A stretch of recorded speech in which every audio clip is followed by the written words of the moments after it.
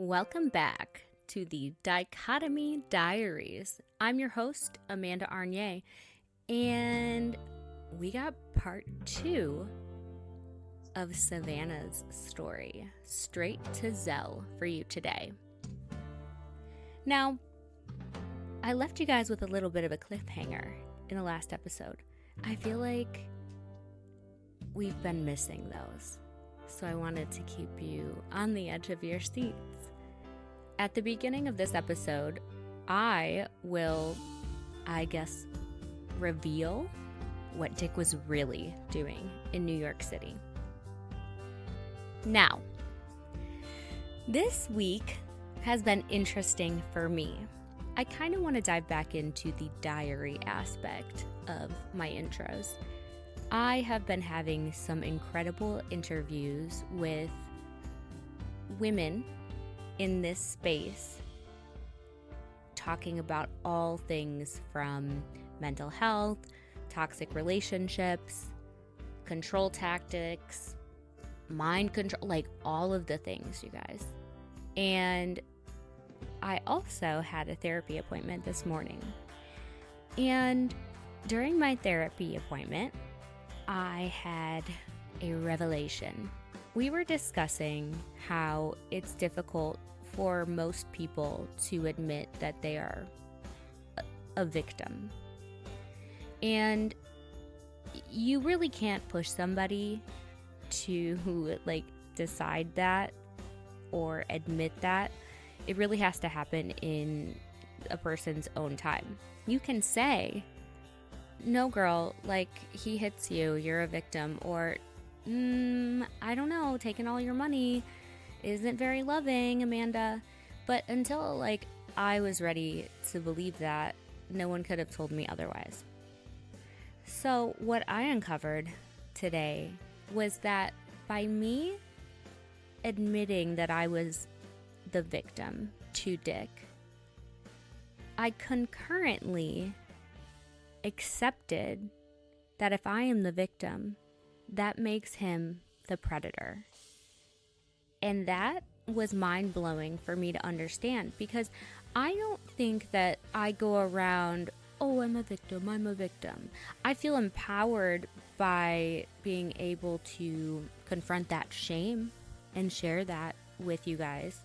But I think more so what was on the other side of confronting that shame and that fear of being looked at like a victim because Dick had made himself out to be the perpetual victim all the time. It was the last thing I wanted to be, truthfully. What was on the other side was me no longer looking at Dick like my husband, my ex-husband. Even looking at him like the crazy, psychopath, narcissist, whatever you want to label him as that he is, I looked at him in a more object way. You're a predator, plain and simple. I'm not going to give you any more than that. And that set me free.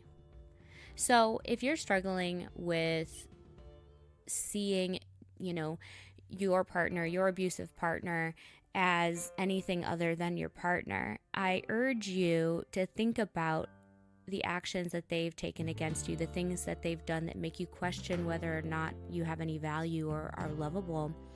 And just think, if a stranger did that to me, would that make me a victim?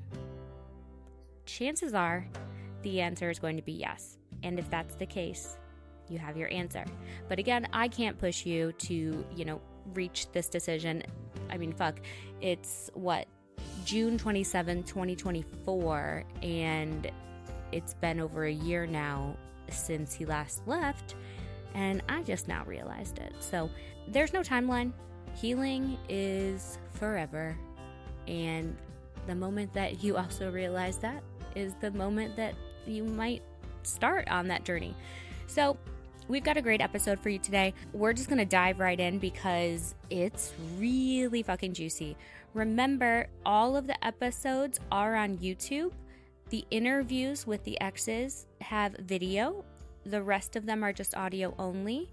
please subscribe. Don't just view, just definitely subscribe so you'll be the first to know when new episodes drop. And yeah, let's dive in. I'm Amanda Arnier, and this is the Dichotomy Diaries. Oh God. Okay. So I don't know if you know this, but like Matt rarely ever like leaves the state of Nevada. Yeah. Like if you invite him somewhere, even to Mexico or something, you know, all expenses paid, which he normally pays for everything, he won't go. And I think that the reason for that is secret, but I think there's more to why that doesn't happen.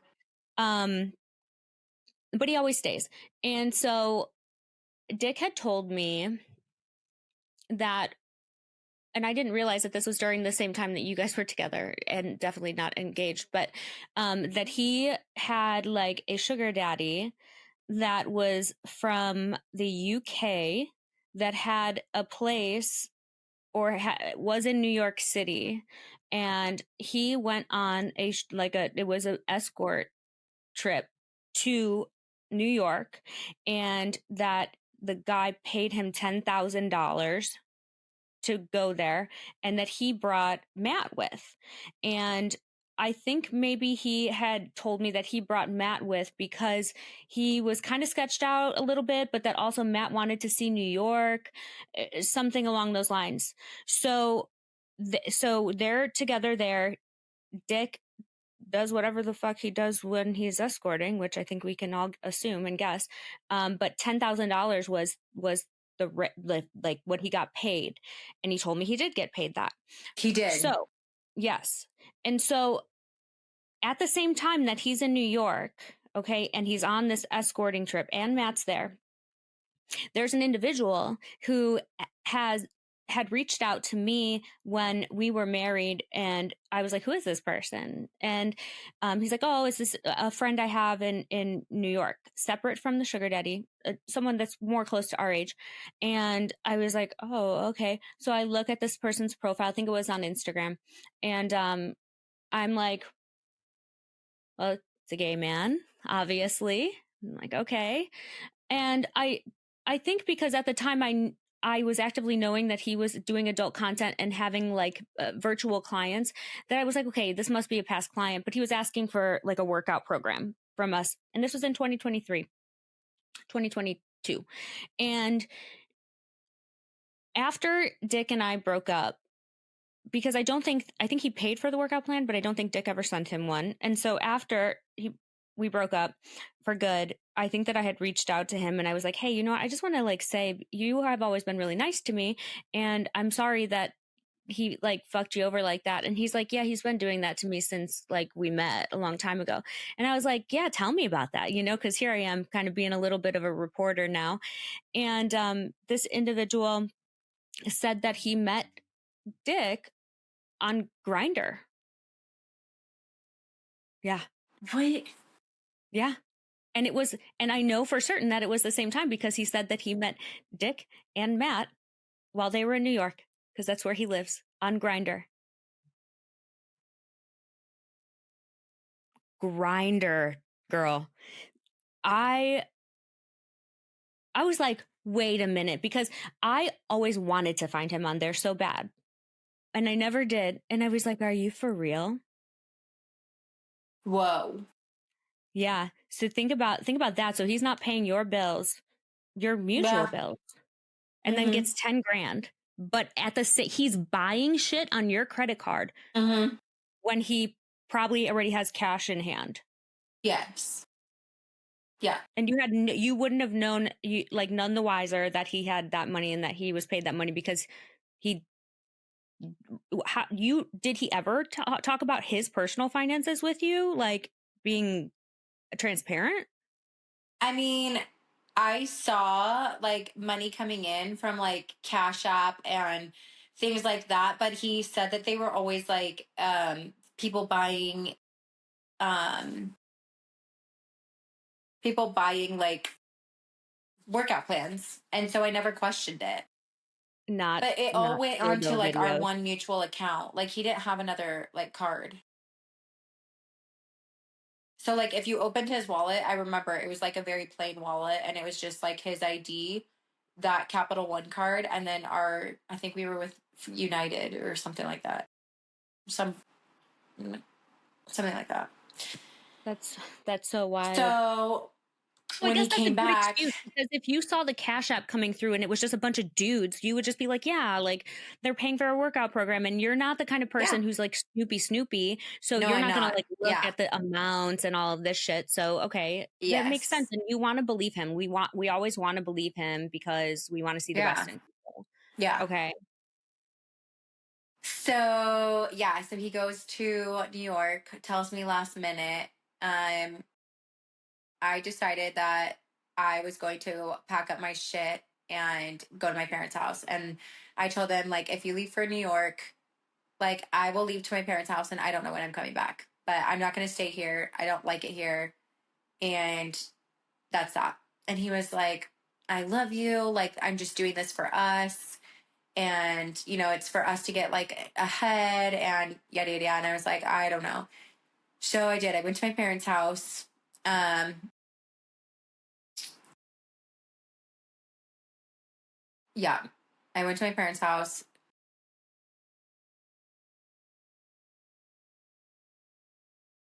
and I was trying to do a timeline in my head.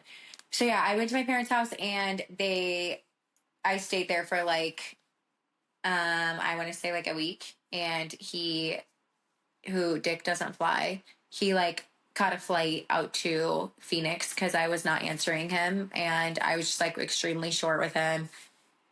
And I think he could tell that like I was probably like not dealing with it anymore. And so he was like grasping for straws. And of course, he like figures out how to get me to go back with him. I Which, drive what, back. how did that work? I don't remember. I think it was just like, this is like what I want. And I'm sorry. And, you know, I fucked up and I went to New York to like get this for us, like to be better. And um, just like total gaslighting and like turning it around on like that it's me that's feeling insecure. And I was like, okay, like I'll go back. This is it. Like if you do it again, I'm leaving. Like I am leaving. I will pack up my shit and I will go. I have one question that just So sparked something for me. You saying that he made it feel like you were the insecure one. Was there a lot or any like verbal abuse or like degradation or just putting you down in any way? no, No? no. In fact, he was always very sweet. Like he cried a lot. Like Yeah. he would cry and say like I love you so much. And like he had a big like vision board and like every morning he would leave me like a nice little note on it. And like um but no, not really. But I guess I've really never had like, I've always taken care of myself. I've never been like a gym rat. I not like a girl who has like a bunch of muscles, but I've never been like chubby either. So I've just kind of felt fine. I've always felt okay. Um, you know, like the area that I struggled with like the most was just like feeling like I wasn't enough for somebody, like, Yeah. you know, But as so a little what girl. would he, I guess what Joanna had said, which I kind of realized now looking back that he did this to me too, was that he would take the things that he really initially loved about me and her, and I think all the other ones a little bit too, like Ambry with, you know, her being so independent with business and stuff, and then use it against us in a way.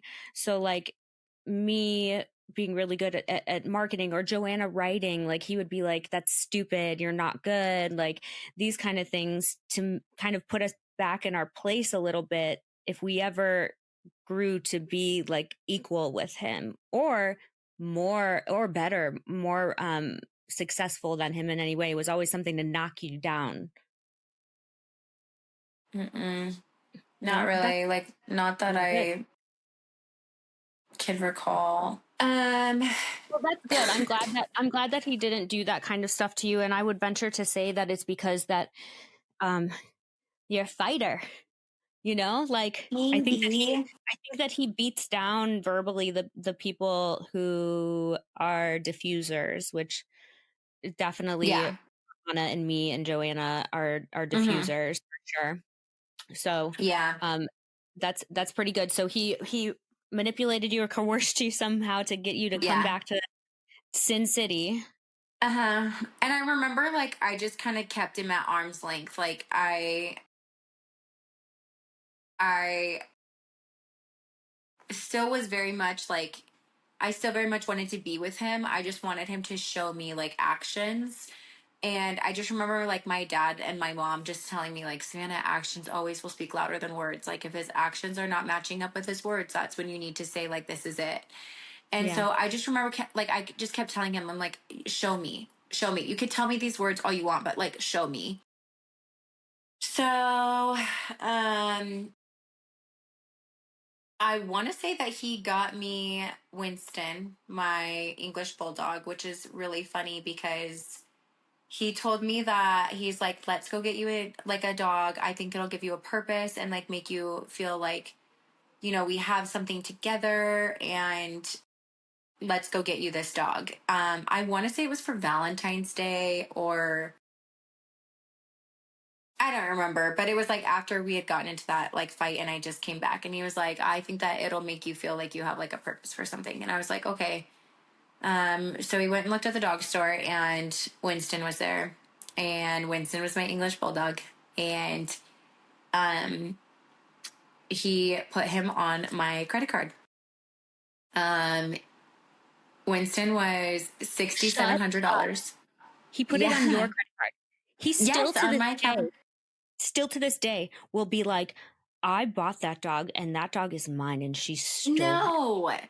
No, no, no. He put Winston on my credit card, and it was $6,700. I remember because I just looked it up right before we had our podcast, because I was like, I want to make sure. And yeah, so he was like $6,700. Of course, he like bought him all the things, like the little bed and like the this and the that, and like so it ended up being like close to like $7,500, because after you have like their first vet visit and like whatever, um, that like came with it, and then he got pet insurance because Winston was an English bulldog, and that breed usually has like a lot of issues, so they convinced us to do his pet insurance. So it was like $7,500, But it was from a and store, you said, right? yeah. Okay, he told me that he like went to the best breeder for you. No, it was from a freaking pet store down the street. Like, no. So we got Winston. I was in love with Winston. And I will say, like, Winston served his purpose. He was like my lifeline during that time.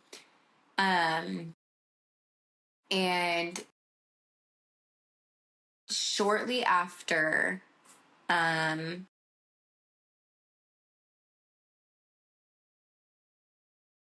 yeah, okay. This is all coming back to me. Okay, so shortly after I got Winston, um, Dick had he had talked a lot of shit about this like EDC thing, and he was like, Matt keeps wanting me to go, and but like I don't even like EDC, and like I can't even do any of the drugs, and like I shouldn't be around that. Like he's not a big drinker, and like he would like talk about that, and I just remember being like, yeah, okay, like okay, yeah, like I don't think it's a good idea if you go either. Like I think that's really stupid, but whatever. And I was like, well, if you go, like I want to go with you. Like I I've never been to EDC before, but like I don't think that like that would be something that like you would go do if you were like a married, like going to be married man with Yeah. Matt of all people. And so I was like, okay, like whatever. Well, I come home that night, and oh no, he had taken me shopping earlier that day. So he was like, I'm going to spend the whole day with you. Like we have nothing to do today. I'm going to spend the whole day with you. So in the back of my mind, I was like, I this at this point I had gotten really like I didn't feel like stable in any part of our relationship, in any part like financially. so I was always like looking for something. Like I was constantly checking his location to make sure he wasn't at the gas station gambling. I was constantly checking our bank account to make sure that he wasn't draining the bank account. I was like constantly looking at his location to see if he was with Matt. And so I remember like, hey, like why don't we just spend the day? Like I think that we need to spend the day together. Let's hang out with Winston. Whatever. So we took Winston to the mall. There was like an outdoor shopping mall over there, and there was a couple of stores that I really liked. And he was like, "Whatever you want, babe, just buy it." And so I was like, "Okay." So I had gone shopping, and With what money? he, Yours or his? yeah, mine, Yours. He took you yeah, shopping with your money. yeah, on the Capital One card. That was like his card. You know what I'm saying? So it's like Yeah, oh, I that was know. his way of saying like it's me. Yeah, totally. So um so yeah, so like he'd take me shopping. We went out, like had like a nice lunch, and we were going home, and I remember him like starting to pick a fight with me about something stupid, and I don't. It was something like in the In and Out drive through. Like I remember we were going through like In and Out because I think I wanted a shake or something, and we had just had lunch, and he like ordered animal fries or I don't know, something stupid, and he was like pissed that they had ordered these like animal fries, but they came with like onions or something on it. And he was like, these fucking idiots. And I remember being like, don't you dare go in there and talk to them like that. Like, that is so rude. You are not above them. Like, you need to handle yourself. Like, get it together. And he like started going off on me. And so we had like gotten home, and I just like felt like it was gonna be the day that he was gonna go. I'm like, I just knew it. Like in my head, I'm like, you're gonna go to EDC. So we get home. He picks a fight with me about whatever. I don't even remember what the fight was about. And he was like, you know what? Fuck you. I'm going to EDC. And I was like, of course you are. Like, of course you are. So he went to EDC. And that night I called our friend, and I was like, hey, I need to go back to Arizona. Can you watch Winston for me? Like, I can't travel with him in the car. And it was like probably 10 o'clock at night at this point. And she was like, yeah, that's fine. Like, you just drop him off. Just come back and grab him. And I was like, okay. So I drove to Arizona that night. I think I got in at like 2 or 3 o'clock in the morning. And I didn't tell him that I left. I just literally packed up some of my stuff and I went back to Arizona. And he like didn't come home. Like he didn't come home. He didn't even realize that I was gone until like the next morning. And he like started blowing my phone up. I turned my location off, and I was just like, I'm not doing this anymore. And of course he like starts doing all this stuff. Well, I tell my dad, I'm like, hey dad, can you come with me up to Las Vegas? I need to go get my stuff. And he was like, yeah. So my dad and I jump in the car. We go fit whatever we can. Mind you, like I'm driving this like little tiny BMW. Like it's not like I'm driving a big car, and I don't really have like a lot to my name at this point. Like I don't have any furniture. I sold it all when I went and moved in with him. Like I just kind of had like my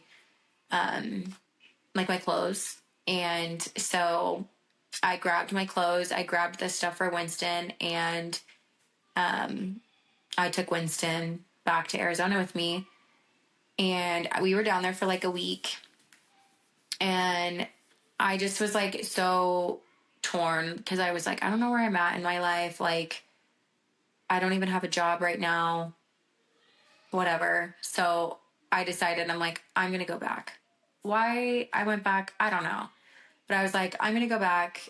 It's going to be fine. And I remember my mom and dad just being like, Savannah, like, you don't owe him to go back. It's okay. And he, of course, was working his magic and was like, making me think that like everything was fine and that, he just whatever. So I went back after being in Arizona for a week, and then he was like an angel for like a week, and then he had lied about something else, and it was like he was going to go to New York again. And I looked at him like straight in the face, and I was like, if you go to New York, this will be the last time you see me. Like, this will be it. And he like started crying, and he's like, I can't live my life without you, but I got to get us out of this hole, and yada, yada, yada. And I was like, I will leave if you go to New York. trust and believe I will leave. I was going to leave, and that was going to be the last time he saw me. And I just need to go for a drive. And he purposefully like parked his vehicle behind mine, and he would not move his car. And so I was like, that's fine. So I took his keys and I took his car to In-N-Out. And he was like standing behind me, and I just started like going, because I was like, if you really want to get run over right now, like, you're an idiot, because I'm going to In-N-Out. And Yeah, you can't make me stay. Hi, yeah, sorry. like, get out of here. Yeah. Yeah. So I'm in the In-N-Out like drive through, and I remember I was kind of like scrummaging through like some of the paperwork that he had like on the side of his like thing, and I saw that he had printed out like a flight ticket to go. And I was like, you're trying to fucking tell me that you just booked this flight and you literally have a flight ticket right here? Like, be so for real right now. So I take a picture of it. I get home. He's like, no, I'm not going. I'm not going. I'm not going. And I was like, really, you're not going? So I like took it and I like ripped the paper up in front of him, and he's like, what the fuck is wrong with you? Why the fuck would you do that? Like, started going off. And I was like, I thought you weren't going. So what's the problem? I thought you weren't going. And he's like, you're trying to control me, and this is crazy. Like, you're fucking Says losing the guy it. that's standing behind your car and parked his car Literally. so you can't leave. Yes. So we had a tandem garage. And so, like, I had to pull in first, and then he pulled in behind me.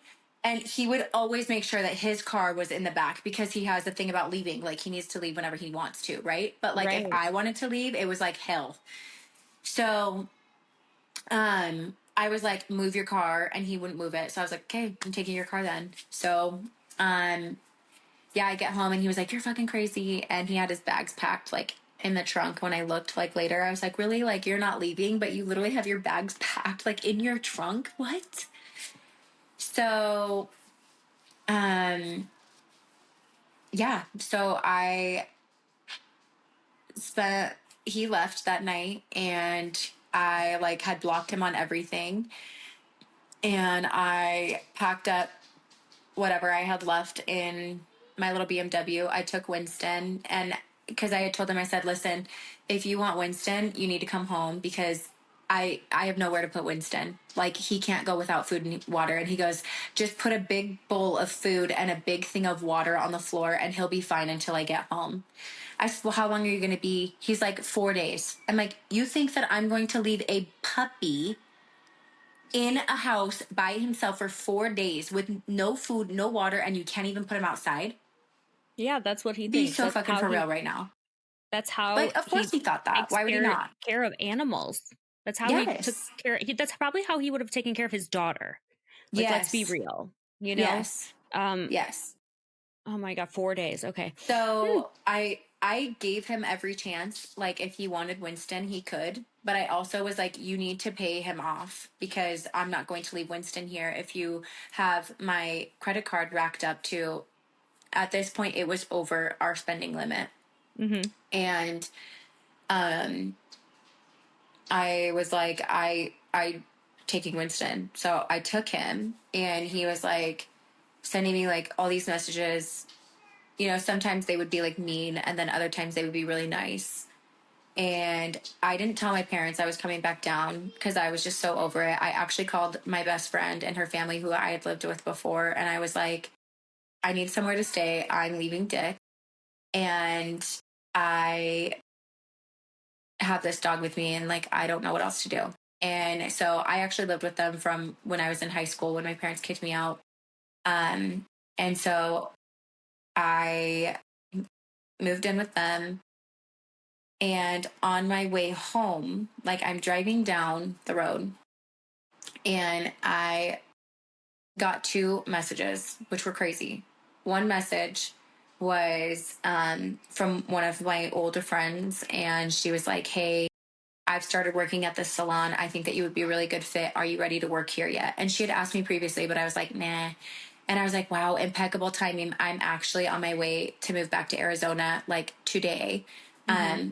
I will definitely come in for an interview. Like, let me get that set up. So I had gone back down. I'm like, at least I have some clients. I can start a job, rebuild my life. And I was just making it so that like I knew I couldn't go back.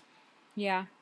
And then the second message I got went to my message requests. And I didn't have like a large following at the time. So like I saw anything and everything that came through. Well, this message was like, hey, I don't know if you know, but your fiance is actually, or you may know him as Brett Michaels, but we know him as such and such. Or opposite of that, you know him Opposite. as Yes. Dick. We know him. You Okay. you may know him as Dick such and such, but we know him as Brett Michaels, and he's a webcam internet scammer. And I'm like, oh wait, a what? And he's like, he's a webcam internet scammer. Like he scammed me and like all these different people out of like thousands of dollars. And I'm like, what? And he's like, I can't believe that you would be so blind to this. Like, and coming at me, and I'm like, I'm so sorry, but I don't even know what a webcam internet scammer is. Yeah. And he's like, oh, You're like, go look who's at this Brett website. Michaels? Yes. So I'm like, okay. So he's like, go look at this website. So I'm like driving, whatever. I go look at this website, and I'm like, Is it the blog site with all the girl, pictures? be so fucking for real. It's like this, I don't even know, but I'm like, pages and pages and pages and pages and pages. yes, of people just talking mad shit about him and like how he's ripped them off. And girl, videos on there that I was like, Yeah. So for real. Like, dude, you have a 10-inch dildo sticking up your ass and you like it. Like, something's wrong with you right now. You know, like I cannot. So Did you see on that site, because there's something specific, they don't say your name or anything, but there's something specific about you and your relationship on there that's been on there since I don't know how, and it's not anything bad. I don't mean to like frighten you or anything, but did you see that he had made a GoFundMe for when you guys were getting engaged? He made a GoFundMe and had like posted something, and somebody alluded to it on there. It's still there. It says like, he's so pathetic. Like he literally started a GoFundMe so that he could marry his girlfriend and buy her a ring. what was the GoFundMe? Like, was there I don't like a know, sad because I've sob been story? looking for it. I've been looking for that for a really long time. I've also been looking for the one that Kylie said that he started GoFundMe and lied that he was in a car accident. Yeah. Yeah, I saw that. Yeah. Oh my So, gosh. yeah, that yeah, there was a GoFundMe for your ring. It was either for your ring or for your, like, to fund your wedding or something, but he was like basically using your relationship as a pawn. Yeah. And Oh I mean, my if you gosh, look in there, no. it's timestamped, so you can see that it was definitely about you, and you're the only other person besides me and baby mama that had a ring, and you know that was the plan for. So I was Yeah. like, oh damn, I didn't know if that was something that you knew Oh about. my. No. No, I Did did you not ever? know that. Ooh, so was this person like that texted you this? Was it someone? Also, fuck them for like being like a victim shamer. Like I Yeah. don't. These people are just so. Truthfully, it's like I love gay men and have so many of them in my family, and you know, like, amazing. Absolutely. This whole experience with Dick really, really made me feel uncomfortable with having, I mean, with gay men. I thought all of them were out to get me and steal my husband, and that they were all like women haters, like Matt. Yeah. So, did you ever find out who that person was? Mm-mm. No.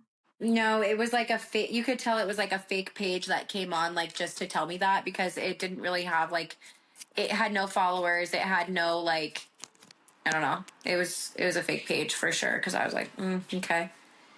But I just remember being like so shocked by like what I had just like learned about this guy, and I remember like spiraling, and I was like, oh my gosh, I better go get checked. Like I don't Yeah. know who else he's been with, if this was going on like while we were together. And so like it's hard because I did know about like his previous like online, thing, but I was thinking more like OnlyFans, and I've never like thrown shade at OnlyFans, but this is like a different level. Like this is way different than like what I was expecting. And just to like scam people out of their money, like I don't know. It was so disheartening seeing this. And so I like didn't tell anybody at first because I was like, I just need to process this. I'm gonna go home.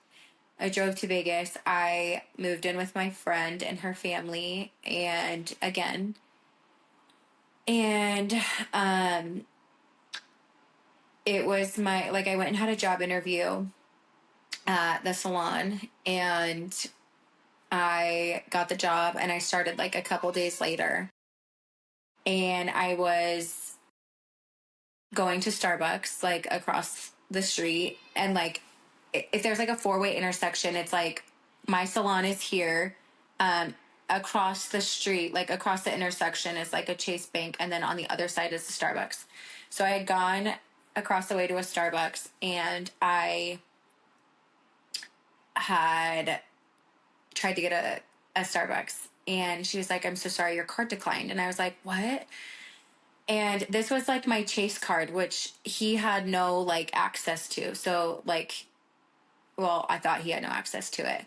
So it was like my very own Chase card that like my hair money went into. That was where like I was saving most of my money. If I needed anything to pay like bills for the house while we were in Las Vegas, I would just transfer it from that account. So I still had like my own account that he didn't have his name on. And I just looked it up. Like I literally still have the screenshots, but I went into my account and it literally said I had 96 cents to my name. Like, correct. And I was like, what? And then I see that there was all these transactions of like instant Zelle transfers to Dick. Yeah. And I was like, how did he even get in here?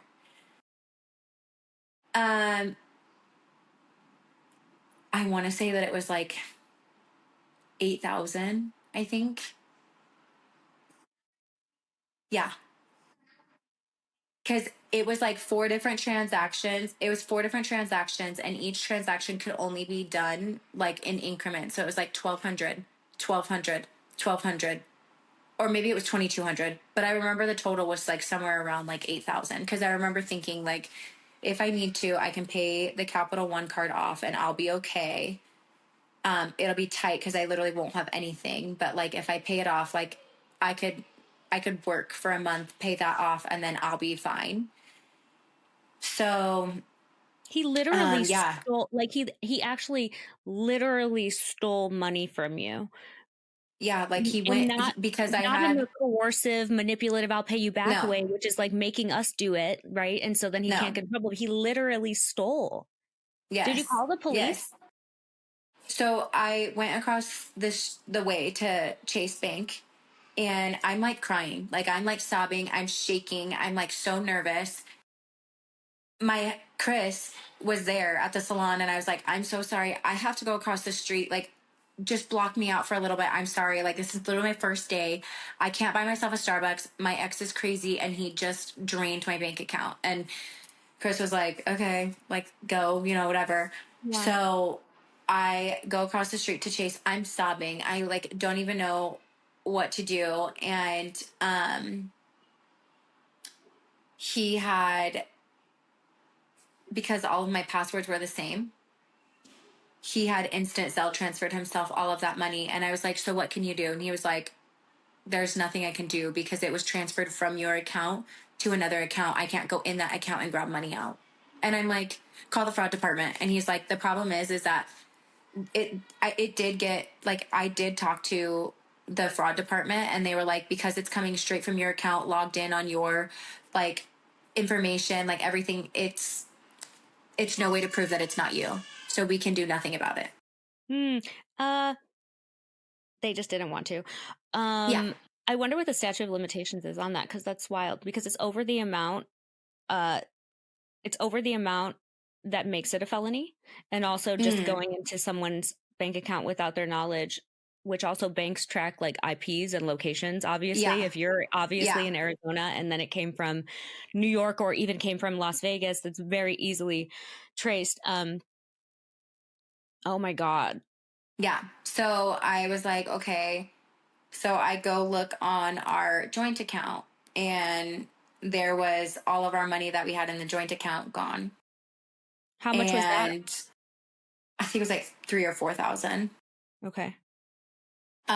So all of that was gone.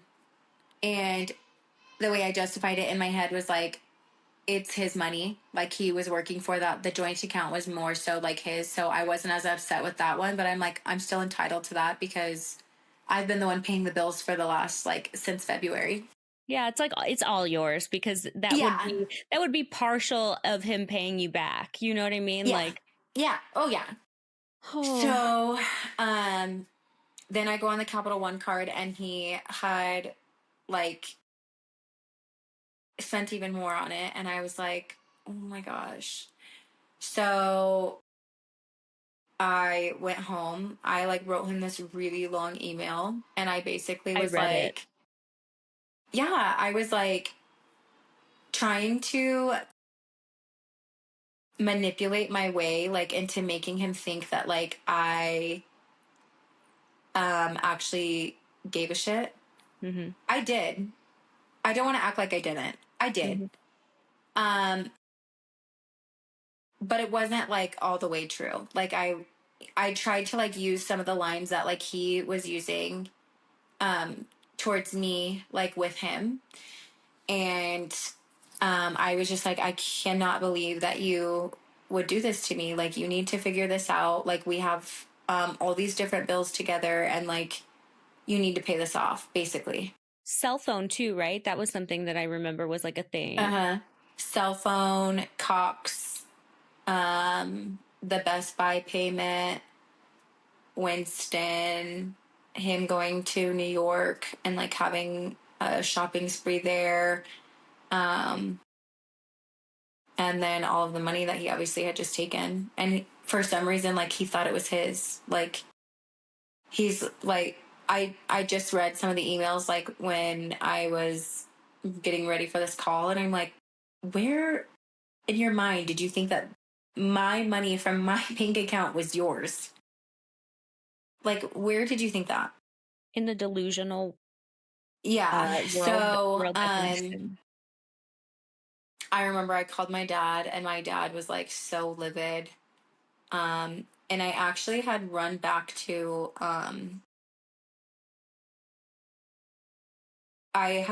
like one of my exes that I had was on and off again with for a while. And I knew that I needed to like keep my mind busy, and so I ran back to him, and I was like fighting with Dick a lot, trying to figure out how to get this to happen. And I had filled him in on this, like, I cannot believe this guy just did this to me, like, whatever. And he was pretty supportive, like, in that sense. He's a good guy. But so fast forward, like, maybe a month, because I don't know the exact timing of like when the Knights game was, but I remember that like I consistently was reaching out like, hey, this is due, and he'd be like, oh, I'm gonna send it, and then he never would. And then I'd be like, hey, happy Father's Day, like, you never sent this, you know, what account are you sending it to? And like it was just me constantly like trying to like, and then he would send like stupid things here and there, and he would say like, I miss you, I'm having a really hard time with this. Oh. And I'd be like, I miss you too, but like, you need to pay this. Like, I'm not having a conversation with you until you pay this. Or like, it was just like him trying to like get under my skin. Yeah, like bringing up. I feel like I remember reading your thread of emails, and I'm sorry for the privacy breach, but he let me. I don't care. So, I remember your long email, and I remember not understanding the situation, but now you explained it. You're like, you were using his technique on him, which is exactly how you deal with a narcissist and a sociopath. Yeah. So good job for knowing that. But also I remember like there was stuff that he would say like, I just saw this and it made me think of you, or something like along those lines. And your response would literally be like, okay, so the AT&T bill and the this, and it was like you were just like dead, just flat ass, like, you know what I mean? Like you were all Yeah. business. And okay, and he was like agreeing, like, okay, yeah, I'll do it. Okay, I'll do it. And then from what And it then he never would. like, and he just Yeah. never would. Did he ever send you any money or give you any of this money back? You know, I want to say maybe like a couple $100 here and there.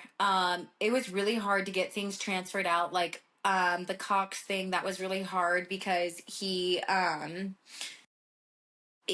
to verbally take over it, but I could never get him on the phone. Like he never wanted to like take over it. So I got stuck paying that for a long time. Lifetime gym membership, I got stuck paying with that for a long time. No way. And our phones, that was really hard. He had to like assume responsibility for his phone. Um, and What about your apartment? so I did pay it for a couple of months after, and then I had told our friend that I was working for like what had happened, and she had kind of started seeing things that, because she was working out with him and he had convinced her like, well, you need to just take steroids, and she was like, just don't tell my husband, you know.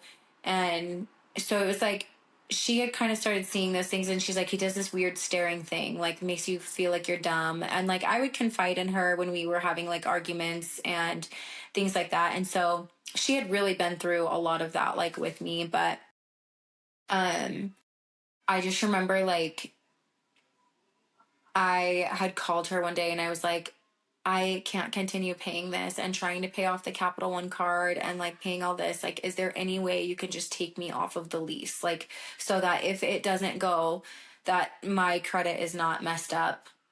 And she was like, I'll see what I can do. So I was like, okay, great. So we tried to, or she took me off, and I'm forever grateful for that, because I don't know what I would have done. Yeah. Because I mean, that's a long time. Like we had just signed it in January and it was only May. Like that was a long time. So I just remember like going to work and like telling my clients like what was going on, and they'd be like, what?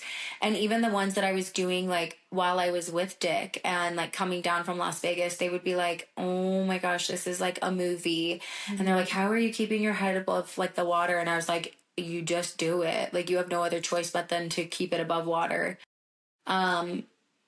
But like Winston, he was like my little right hand man. And like I remember sending pictures to Dick of like things that he was doing, because I was like, you should feel bad. Like Yeah. you totally abandoned him. But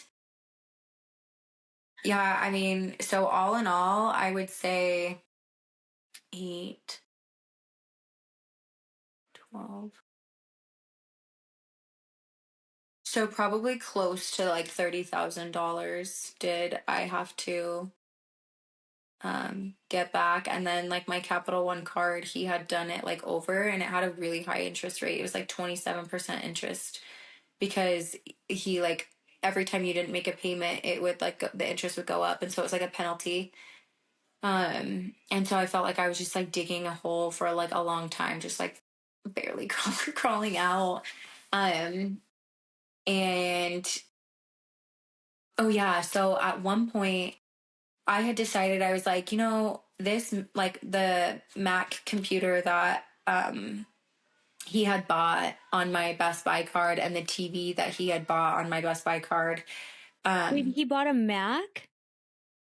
Yeah. Oh, is that what the Best Buy, that was the original thing that he wanted from Best Buy? Was it like, Yeah. was it a desktop? Was it a laptop? It's a desktop. I'm literally looking at it right now. It's right over there. Oh, you have it. Yeah. Oh, okay, good. So, because he has my Mac desktop. oh. Yeah. Yeah. No. I'm like, wait a minute. He had another So one? yeah. Yeah. No, so he had gotten one, and then the TV, and he wasn't making his payment. And I was like, I remember it had been a year since we had gotten it. And if it wasn't paid off, that was the promotional balance. It's like 0% interest if you pay it off within the year. If you don't pay it off within the year, you gain all of the interest that you would have gained over that time. And so that happened. Like I went and looked at it and I was like just sobbing because I'm like, I cannot get out of this hole. Like my Capital One, like even if I paid the interest plus like, you know, whatever it was, like I was barely making it. Like I still had a dog. I still had to pay for the cable, like the rent, like I had Right. everything on my shoulders. And so, um, I had told my dad and I told my like then guy, my ex-boyfriend, I was like, I need you to go up to Las Vegas with me and go get my MacBook and like my Mac and my TV. Like if you're not going to pay for it, I will show you that I'm serious and you will pay for it. Good for you. So we drove up there and I called the Las Vegas like non-emergency line and cuz I didn't want like my ex he would definitely fight. Yeah. And so I didn't want him and Dick fighting. Dick would have, I almost said his name there. Wow, that would have been a first in a long time. Dick would have ran away. He doesn't Yeah, probably. fight. Yeah. Yeah. Yeah. So I didn't want them fighting. So I met with the police officers at the Jamba Juice up the street and from the house, and they escorted me onto the property, and I still had my keys and my name was still on the lease. So I proved that I was able to enter the building, and he answers the door to the police officers, like doesn't know that I'm there. And they like arrest him right there. And No. yeah, he didn't tell you this part? I didn't know. I didn't know that he got arrested. Are you kidding Yeah. me? Yeah, they arrested him right there. Did he have a warrant or like, something? Yeah. Yeah. For parking tickets? I don't know. I never asked. I was just like, well, I didn't mean for that because I know that he hates the police. And like, I did kind of feel bad because I was like, well, but fuck around and find out. So, Yeah, don't feel bad at all. He stole your money. Yeah. So I went in and I got my stuff and I literally just took like my TV and the computer because I'm like, well, you're not going to pay for it. So I'll make sure that I pay for it. And then I tried to like see if he had like any like cash laying around, which he never did, but I was still trying like to find something. Mm-hmm. And yeah, and then I like sent him this long email and I was like, I didn't mean for that to happen today. Like I do feel bad. And like whatever, but like this is me and I'm serious and like I don't want to do this anymore. And I'm like, if you're not going to pay for it, then it's not yours. And so I took it back and then yeah, I don't know. Did you leave? Then I saw, so I started making payments on the card and then I saw that he took Ambry out to the Knights game and like the thing, and then after that I was like, okay, I'm done. So he had logged, what happened was I had turned his card off, like I had locked his card so he couldn't use it, and then he logged back in, which is such a stupid thing on an app. Like they've got to be able to figure out that part out, but like me as I authorized him on there, so he's able to do whatever he pleases. And he requested a new card, but I didn't know that. So he did the same thing for Ulta for me. Yeah. Yeah. So he requested a new card, and then that's how he was able to take Ambry. And then, so yeah, my credit card ended up being like $15,000, and then he stole like 8 from my like Chase Bank account, and then the 4 that was in the joint account, whatever that one was. I don't remember. Did he take Ambry to the Knights game after he stole the 8,000 from you, or was it before? I don't know. Not that it matters, but if he literally took your money and then you were working to pay off the card that he maxed out already and you're getting the balance down, after, you know what I mean? Like after all of your money Yeah. was taken directly from him and then he did it, that, I mean, it all sucks. It's all illegal. Yeah. And he should go to jail and never be fucking let out ever. And Yeah. like, but that would be so much worse. And I feel like, Yeah. you know, Yeah. I just remember thinking like, no matter what I did, I felt like he was never actually going to be held accountable. Like, yeah, people were like, take him to small claims court, take him to this, like, take him to that. And I'm like, I just felt it in my gut that, like, it didn't matter what I did. Like, he was never going to pay it. It was never going to be accountable. I even remember baby mama, like, reaching out to me and being like, hey, like, I'm so sorry that this is happening. And, I was like keeping in contact with one of like Dick's friends that actually knew baby mama as well. mm-hmm. And he was very similar to Dick, like kind of off a little bit. But I remember keeping in contact with him because he would like tell me what Dick was doing. And Mm-hmm. so I remember like kind of like talking to him. And then I remember he said something to like baby mama, and then she got mad at me, and I don't even remember what it was. I remember it was something stupid. And I was like, well, okay, there goes that one. But yeah, I mean, I feel yeah. I always give her the most grace because I feel like out of everybody, she has gone through this with every single, Yeah. you know, like, Oh yeah. and she The has a most child grace. with him, and it's like, it's almost like the relentless pursuit from him. And I Yeah. just, you know, like I said in the last episode, at some point I said it's maybe not out yet, but that one day I just hope that she hears this, and Yeah. not baby mama because she listens, but Yeah. like I hope that his daughter hears it and like can know for certain what type of man that he is, and also like look at the women that all potentially could have been a bonus mom or whatever, right? And that loved you from like the very beginning when they saw your face or whatever, Yeah. you know. Yeah. So I hope that is a byproduct of this, but holy shit, like Yeah. I That's feel why you like on I all of the remember levels talking to you about, on the phone and yeah. being like, yeah, I know exactly what you're talking about. Yep. Yeah, Yep, he the did that money too. piece was a Yep. huge thing because like just like you, I was not a person who didn't pay my bills on time. Yeah. Like Like, I will never not pay my bills. yeah, I will and always figure it out. it's weird to even now, like being so I as of right now, like I quit my job so that I could pursue this like full time, and Yeah. I'm that was a choice. But even prior to that, when I was working at the college, anything that came in would just go out, and it was going out basically to pay interest payments. And you know, like me having to come to terms with having to like start filing for bankruptcy and Yeah. doing all of that stuff, I have learned through being with him and the experience, I have become comfortable in scarcity. Yeah. And it's fucking crazy because I hate it, because like, you know, here's my mom being like, well, don't you like, how much money did you make this week? And I'm like, it's Yeah. good, I have this and save, you know, like I'm Yeah. comfortable because I lived it for so long, and it's like this trauma response. And I know what you mean about so much. There's a few things that I remember that you said that I want to touch on. So one most recently that you said is like you just felt like he would never be held accountable. And I feel that like literally to my core, because I always feel like someone is going to bail him out, or at least Mm. partially bail him out, to where whoever's pursuing the accountability or responsibility will just give up.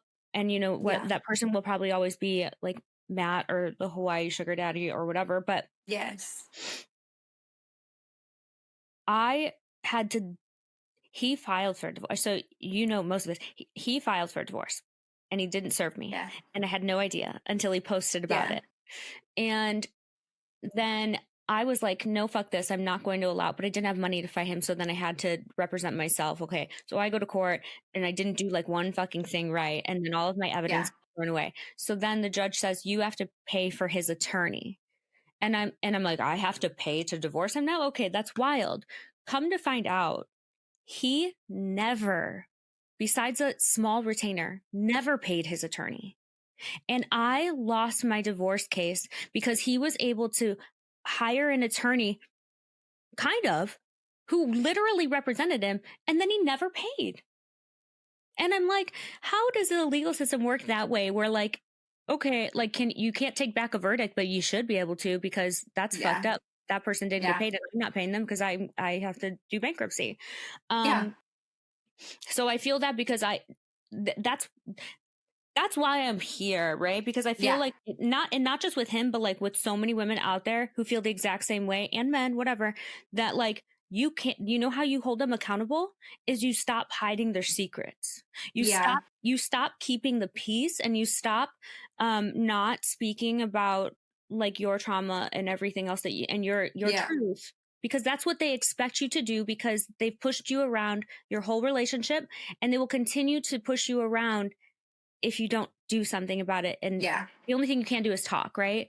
You know, in some instances, probably maybe you could do more. But the other thing that really just like struck me that you said was when you were talking about him leaving to New York and you going back, and you were like, I hate this place, and how you felt like being left there.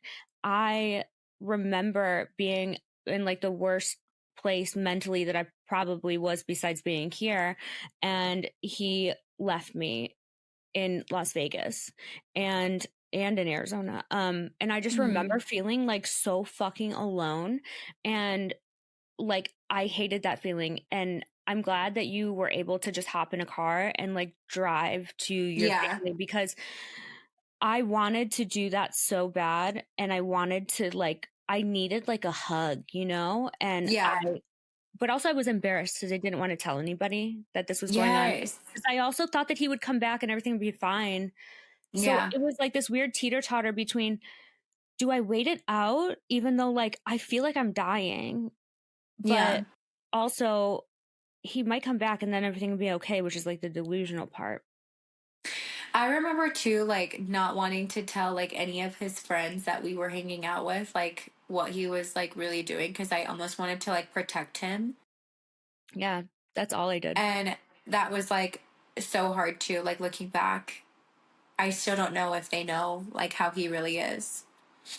I think that most of them have an idea. I think that one friend that you're talking about with the link and all of that, I think that he has a real good idea, because he doesn't really associate with him anymore.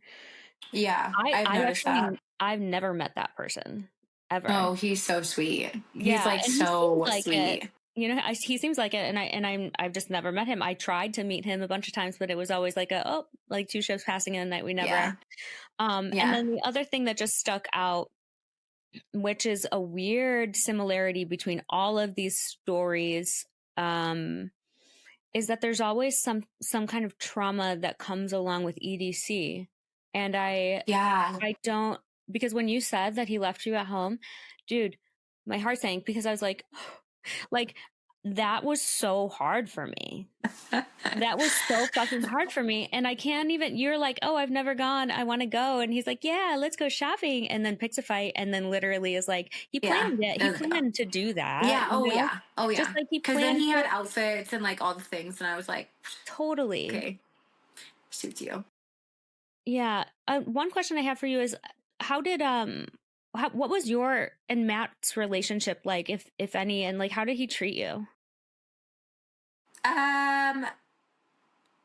He was just like Matt. I don't know. I mean, we didn't really have like a close relationship, but I also like, I kind of like typically keep people at like an arm's length, and unless like I feel like very comfortable with them. So I feel like I just kind of kept him at an arm's length. But I do remember for a little bit, like they were building the house that, I don't know if Matt still lives in that house, but the gigantic they were building. Is it what? The gigantic, the huge one. Yes. Yeah. He doesn't live there anymore, but... He doesn't? No, he rents a house. Okay. Yeah, but he was like, "Oh, you guys should get married here." Yeah, And so for a little bit, like Dick was trying to plan the wedding there, and I just was like, "No," because he's so flaky. Like I'm not, the and most. like I didn't really care for his dad, like who his dad was. So I was like, "Nah, I'm good." But Yeah. and yeah, I don't really think that like. I mean, I've been around gay people my whole life. Like I did music, and a lot of like my friends are gay, so it wasn't like anything weird for me to be hanging out with like another gay guy. I just kind of was like, whatever. But it's strange that But he was it's your annoying. fiance's best friend and he's perpetually with him all the time. Yeah, he's just like extremely annoying. Like everything that he says, I'm like, I actually cannot stand you. Like, Yeah. I know every single time, like, I just think of him, or like, I'm like, ugh. Like, you're yeah. just, and Yeah. yeah. Gross. Yeah. I do want to know, like, what did he tell you about, like, what was his version of the story? Yeah. So I'm trying to think about like what he said was like the catalyst that. So he told me that you just left him and that you took everything, including Cartier earrings and his bulldog and money, and that he like basically never heard from you again. Like there was not even like a she left because she ran away with someone, or she left because I cheated on her, or there wasn't a reason for, as far as I can remember, that he told me why you had left. Not that I remember, but I just for certain know that he said that when he was gone or out of the house or something, that you packed up like your entire house and took it to Arizona, and he was left with nothing and he had to rebuild his life. Yeah. Interesting. I do remember seeing at one point, like, you had posted that you had gotten him like a piano, and I was like, that's really interesting because, like, I sing and he sings, but he has a horrible voice. And I remember like trying to sing like with him, and he would play the piano and I would like sing. But we bought this like old piano and then we like painted it, Did and he paint it gray? yeah, Oh my God, he had it on his patio in Phoenix. It has wheels on it. yeah, Yeah, it was on his patio. It was like outside on his patio. And I was like, why the fuck do you have a piano on the outside? Like, patio. because it was wood. And I was like, that's strange. And Yeah, it was like an he told me upright that he got piano. it. He said that he got it from a resale place. No.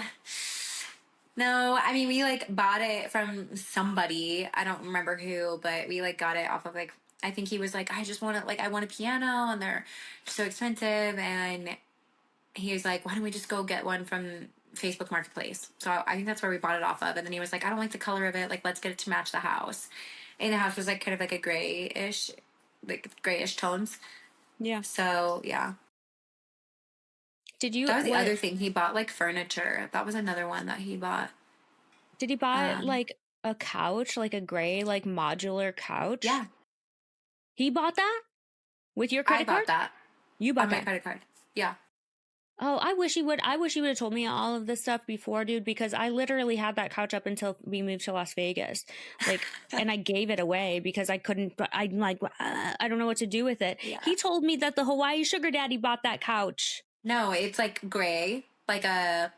Yeah. And it could be in like, it can be like almost You could shape it kind of like however you wanted. Like they like a didn't all full have to go size together. bed Yeah. kind of, or Mm-hmm. yeah, I actually loved that couch. I thought that couch Yeah. was fantastic. Mm-hmm. Yeah, we bought Holy that. shit. Well, I bought What that. else did you buy? Did you buy like the white, like entertainment thing that hung on the wall? White It was entertainment thing. like a hovering shelf, but it opened. Trying to think From what else. IKEA? Yes. Yes. The one. You're lying. Yeah. Um, what about the gray nightstands that looked like they're for little kids' rooms? Like they had like I don't glass in think the front. so. I don't think so. Trying to think of what else he really had. I mean, he had the Sleep Number bed, but now talking with Ambry that So was it's weird because purchased. he didn't have a sleep number bed was with him. Okay, so he got the Sleep Number bed when he was with Ambry. Oh, okay, yeah. I was like, I Yeah, I don't want didn't. the Sleep I Number thought that it bed. was before that. I actually thought, or I thought it was before, but then I thought it was in Phoenix. I don't even know. Fuck that bed. Mhm. That bed is Yeah. literally the core of all my fucking problems. Seriously.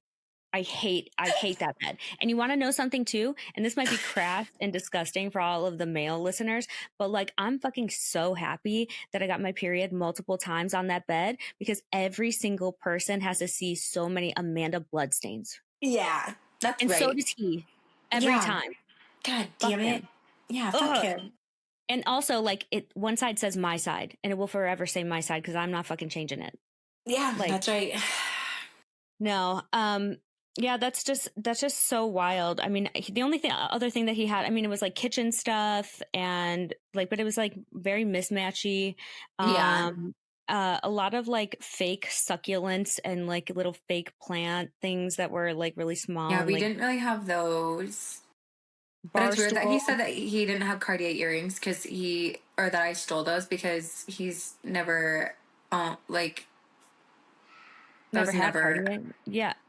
I don't, yeah. I'm like, I don't even think that he's ever worn those. Like, I don't even think he wore earrings when we were together. I mean, maybe he did, but I don't know. Yeah, he said, this was when you talked about Winston. So it always blew my mind. Dude, these titties are just too much. I can't take it. It always blew my mind when he told me that he bought Winston because he had talked about previously having a bulldog named Blue that he had gotten from a breeder and then he like it was too much for him to handle and so he literally like gave the dog back to the breeder. He says and so I didn't like, did you know about that? Or Mm-mm. no? There's like picture. What does Winston look like? Is he all white? He's white, yeah. He's white. I think that this one was like Merle, like maybe like a 10 Mm. point Merle, like Yeah, a really no. Winston expensive was one. But white, but he's, yeah. do you He's, still have him? I don't personally have him, but my parents do because when I got pregnant, he like lost his mind. So Yeah.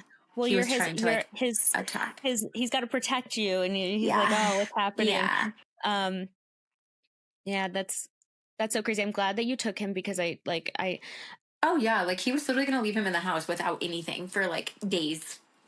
If Dick he was is even such coming back at 4, like Dick 4 is days such a something. horrible person, and I always like. I told my mom this like the other day. I was like, if I ever go back to school and get my PhD, like I'm literally going to do my dissertation on like the connection between um like people who like abuse animals and Mm-hmm. children and how they become serial killers Mm-hmm. because it's like it's the starting point, you know, and it also starts from sex work and porn too. Like there's a serious connection Mm. there, and like no one can tell the future, but like there's a lot of evidence that like if you continue to if you do the same thing, like it gets boring and then you move on to the next, like I and he's violent, Oh yeah. you know, like he's Yeah, so extremely. violent. Yeah. So yeah, like who knows if he doesn't end up in jail, like he should 100% go to jail for definitely what he did to you, but like he never took besides my paycheck that he like lost on ping pong, like he never took money without my permission. It was him having money like our like if his like on a thing that was not with his name on it. Like his name was always on the credit card so he could. Yeah. It was always on a shared account because I felt like if I was all in that he would see that and he would never leave me, you know, Yeah.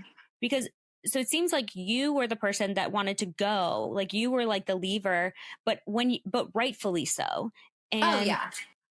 so that's very different in like our relationship because I didn't really want to leave when we fought. I wanted him not to leave. So I just thought that that would make him stay. But again, Look, like, literally, this is it. well, you should save those because I mean, I Where he don't. left me with 96 cents to my name. The thing is like, obviously, even where I'm at, and it's only been a year, but definitely where you're at and where everybody else is at, it's like, it's not about the money. It's not Yeah. about any of that. It's about that somebody has been able to do this to so many people and literally financially ruin them and get away with it. Yeah. And I mean, think about, And have no repercussion. no repercussions. What about, Yes. like, he's actively with somebody and manipulating them with a fucking horrible tattoo? Like, you know what I mean? Like, Yes. when does it stop? And yeah, I don't know the answer to that, but Yeah. I don't know either, but I'm glad that you started sharing your story, because I feel like it's helped like compel so many other people to share their story. And even if it just helps one person, it's still one person that you helped. So yeah, his karma will come one day. One day. One day. 100%. That's all we can hope for, honestly, is one day. You know, it's funny. Because he's like blocked on like any of my social media, but I had like unblocked him for a second to see like when the last time I had heard from him was. Mm-hmm. And I remember like blocking him because he had like commented on a picture of me that I posted when I was pregnant in 2020. So he was probably with you. We met June of 2021. Okay, Yeah. so no, he wasn't with you. And he was was like, he was a different person then, but yeah. yeah. But I was like, that's interesting because I'm literally pregnant. Okay, and weird thing. Can we talk about this for a second? I don't know when he would have told like Ambry or like sent her a picture of a ring, but like, is that ring like literally not so identical to mine? Like, did he see a picture of my ring and then think that he needed to find one that like looks like that? So I'm trying to think about like timeline on when did you get engaged?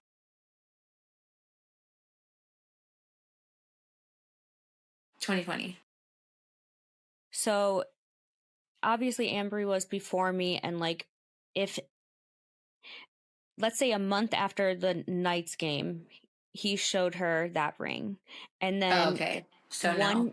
literally one day after meeting, like I slept over and then I came back, I think the next day or whatever.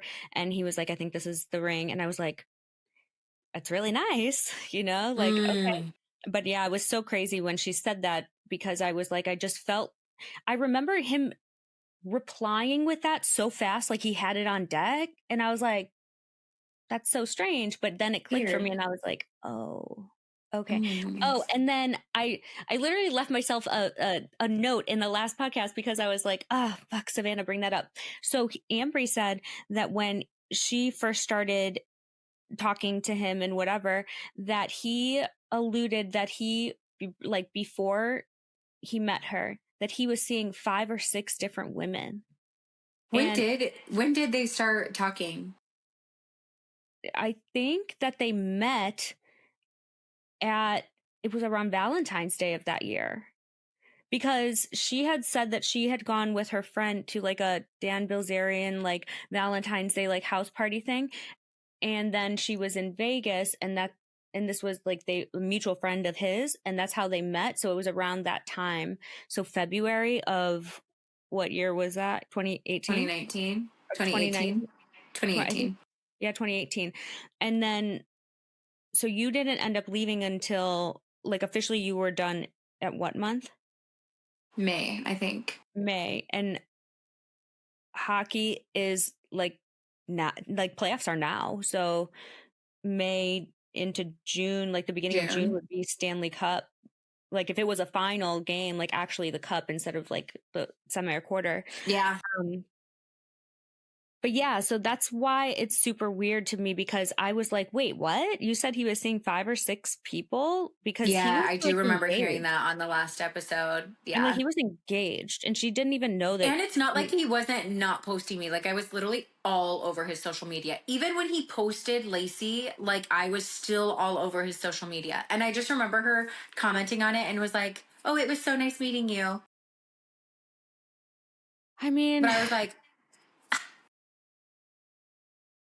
what? I don't necessarily even know.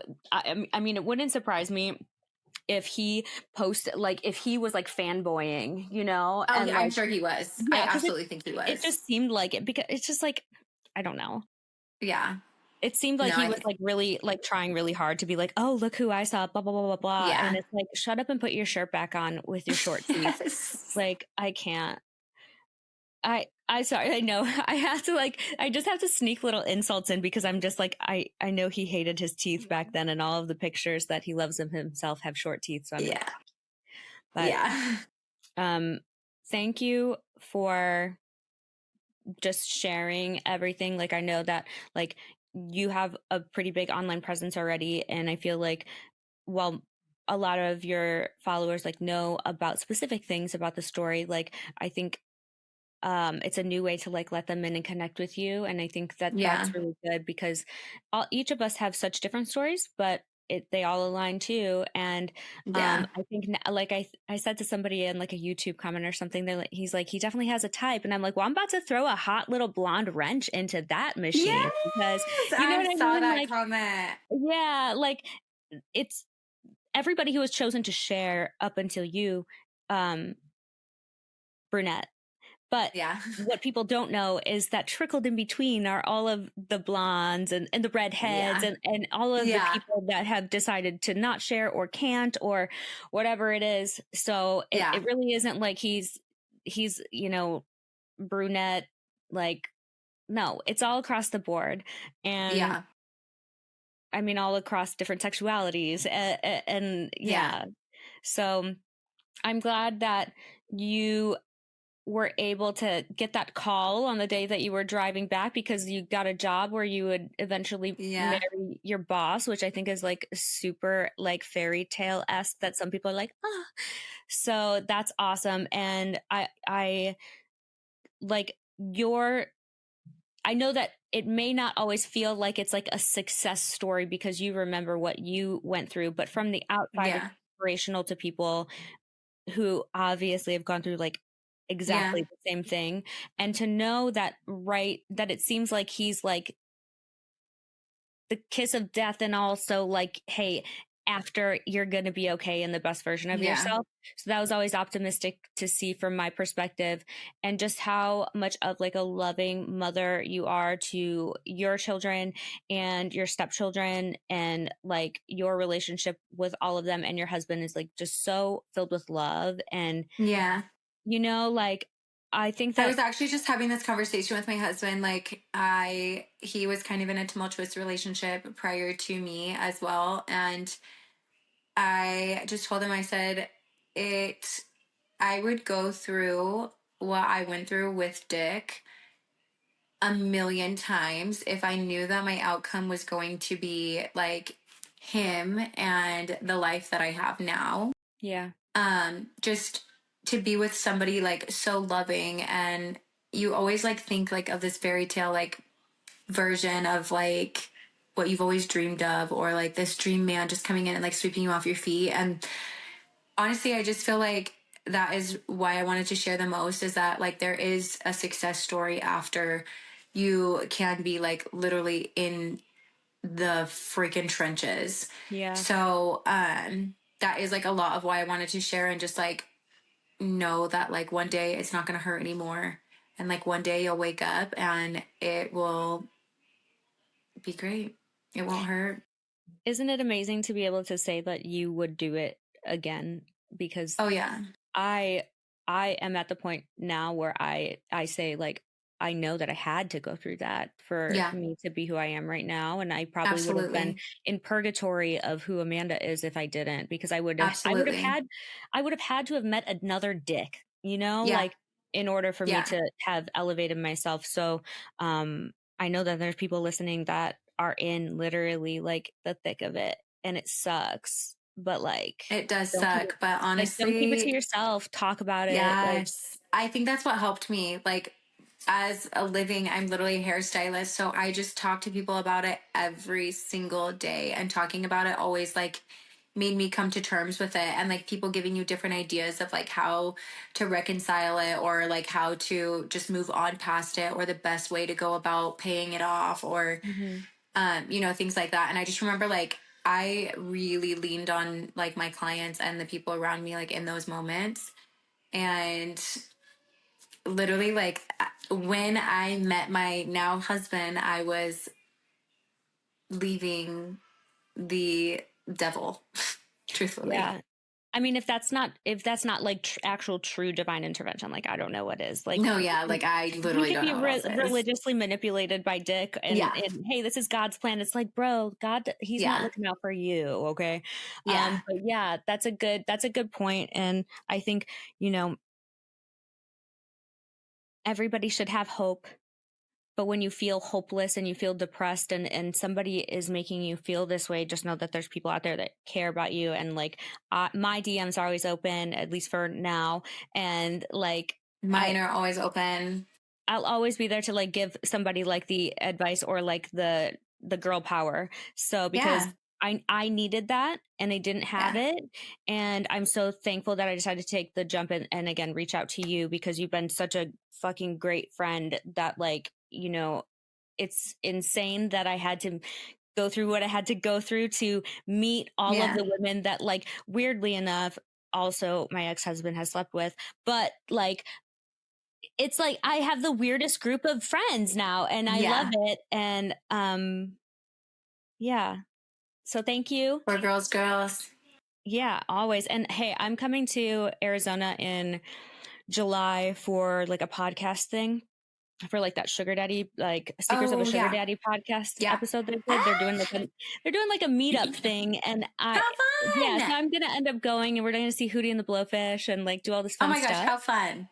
Yeah, so I'll be there, and we finally have to connect and like get together and have drinks and dance or something like that. So okay, let's do it.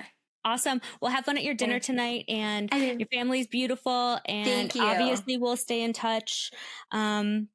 But yeah, thank you so much. And well, thanks for having me. Of course. I love you. I'll see you later. See you later, girlfriend. Bye. Bye. I told you it was good, didn't I? Oh my goodness, did I not have so much fun filming this episode with Savannah? And I say fun in almost like a jest kind of way. It's never fun to hear about another person's trauma. But what is fun is to get to the other side of it and be able to laugh about it with a new friend of whom you share that trauma with. Like I get her. I get Savannah. She gets me. We understand what all of this is now, as well as all of the other girls. So yeah, I mean, like, how many times during this part 2 did Savannah say something about Dick that I was like, wait, what? Or me telling her what he was actually doing in New York. She had no idea, you guys. Like, it's absolutely insane. And I am just so thankful to her again for, the willingness to share, the promotion of the podcast that she's doing on her social media, because, she has sent so many listeners. So many of you guys have found the Dichotomy Diaries because of Savannah. And I just want to say thank you. I wish you nothing but the best, girlfriend. And since Arizona is my happy place, you best believe I'm going to be there soon. Also, for anyone else that is local to the Phoenix, Scottsdale metro area, I will be in Scottsdale, Phoenix, really Paradise Valley. So right in between, July 11th through July 15th. So if you would like to meet, get together, chat, if you are, considering sharing your story and want a really good platform to do so, let's grab a drink. Let's talk about it. I'm looking and right now vetting out stories for season 2. So I would love the chance to be able to hear your story in person and see if sharing on the Dichotomy Diaries is a good choice for you. That being said, we have one more episode left of season 1. And ironically, it's going to be number 33. You guys remember that's my lucky number, right? It's weird when stuff happens like that, isn't it?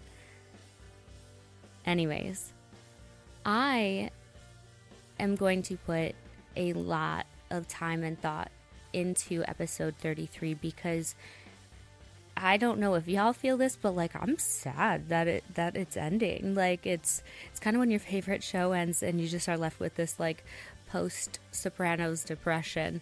I want to make sure that we wrap up correctly.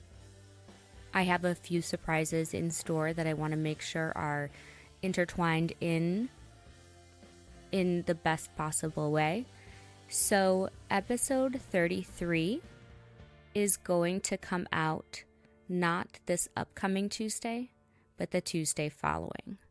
So with that being said, thank you so much for listening. And I'm really excited to, one, surprise you guys in 2 weeks. And two, there may be a bonus episode that comes out next week with a really special guest. So keep your eyes peeled. And if you guys want to get together in Phoenix, let me know. Shoot me a DM, send an email to thedichotomydiaries@yahoo.com. And yeah, just, hey, turn your notifications on because there is so much stuff that you guys are going to be like, what? Within the next 2 weeks. I'm so freaking excited. I'm your host, Amanda Arnier, and this is The Dichotomy Diaries.